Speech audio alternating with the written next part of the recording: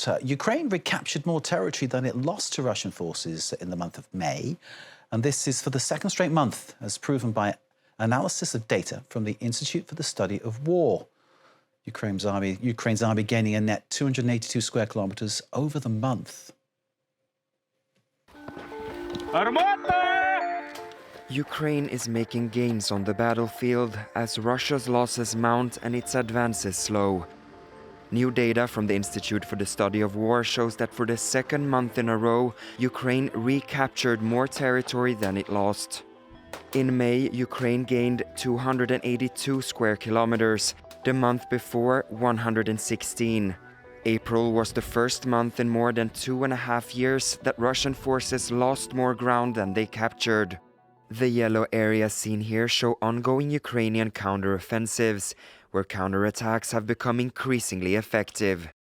Ukraine's successful mid-range and frontline drone strike campaigns are limiting Russia's ability to transport personnel to the front line and to supply and sustain frontline positions.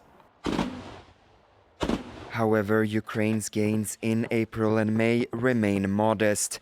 They represent just 0.4% of the territory currently occupied by Russia, and in many of the areas retaken, Russian troops remain infiltrated. And even though Russia's advance has slowed since late last year, it still occupies just over 19% of Ukraine. That includes Crimea and parts of the Donbas region, which were already under Russian or pro-Russian separatist control before the full-scale invasion in February 2022.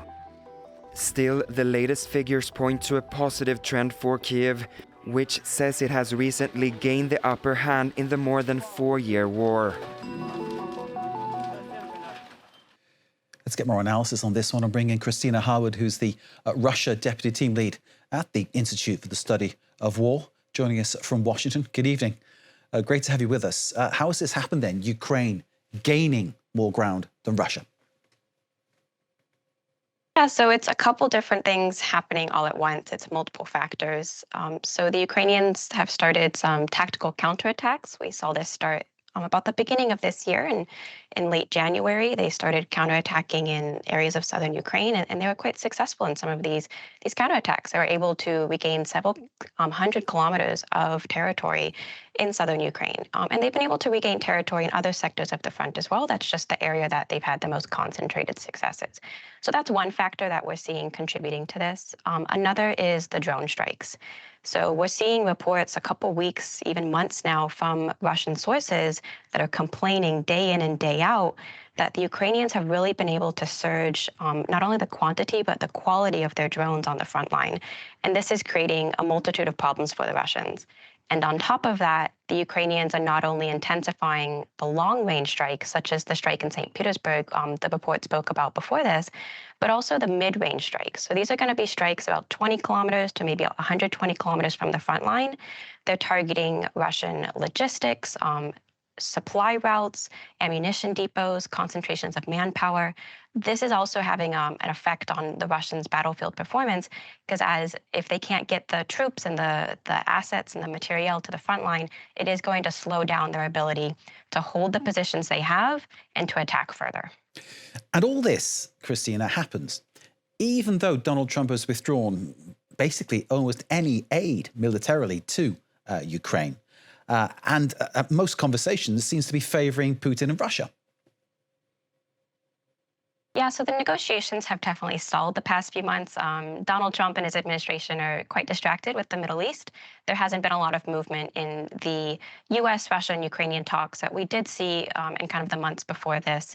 Now, that being said, I think it's really interesting to note that should negotiations pick up again in the coming weeks or months, we're going to be in a very different place than we were at the end of last year when we were seeing things like the 28-point peace plan that was drafted.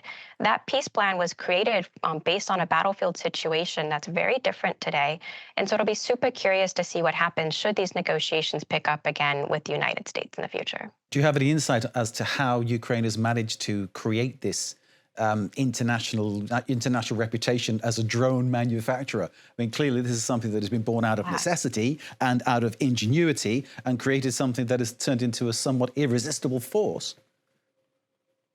No, absolutely. They've definitely are the leading force in the world right now in terms of drone strikes. As we can see, the war in the Middle East, they were kind of the first go-to from Middle Eastern partners and allies looking for advice and help on how to combat the Iranian drone strikes. So that being said, I think a lot of credit is due to the Ukrainian defense industrial base. They have developed a really unique system where it's a very flexible defense industrial base. It's lots and lots of small, medium, and large companies that work pretty directly with the forces on the front line. So that means that manufacturers are not only being able to test their products in combat zones, but they're getting direct feedback from the troops on the ground. What worked, what didn't work. They're also interesting getting reports. We're seeing reports that the Ukrainian forces are working with the defense companies themselves, talking about what they need for future operations.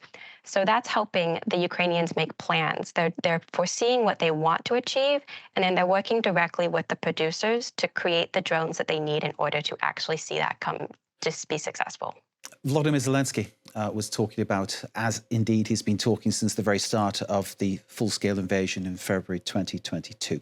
He's talking about having more things to try to close off the sky, more weaponry to shoot down missiles, those kind of things. It's been a consistent call from Ukraine for that kind of help.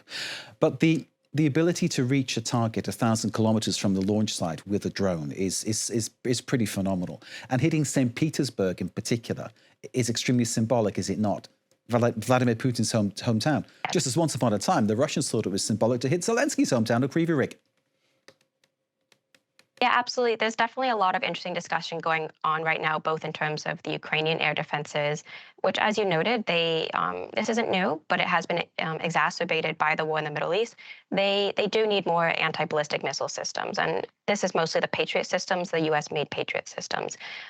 Russia's ongoing strikes, for example, the most recent devastating strikes we've seen on Kiev, as well as other regions, they are absolutely trying to take advantage of this shortage. They are launching more missiles than they usually do, really high numbers of missiles. Again, they know what they are doing. They are trying to get through, and they are trying to make Ukraine use up any stocks they may have left.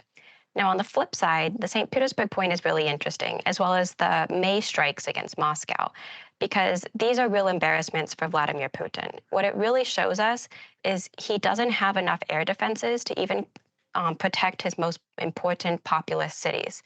So the Ukrainians have been able to kind of flip the script also in this sector of the war as well.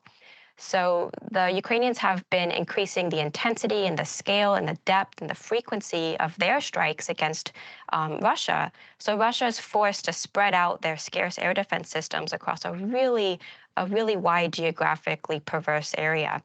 And so what that is telling us is that the Russians don't have enough air defenses, and they're having to make really difficult choices. I think it's super interesting to think that even with the Russian Davos at the Economic Forum in St. Petersburg that started today, even with that huge international event, one would think the Kremlin would have really prioritized air defenses around St. Petersburg for that event. And it's showing us that that's still not enough. The Ukrainians are still able to get through. Christina, thank you very much for joining us. That's Christina Harward, Russia Deputy Team Lead at the Institute for the Study of War in Washington. Excellent analysis and really enlightening. Thank you very much indeed. Thank you.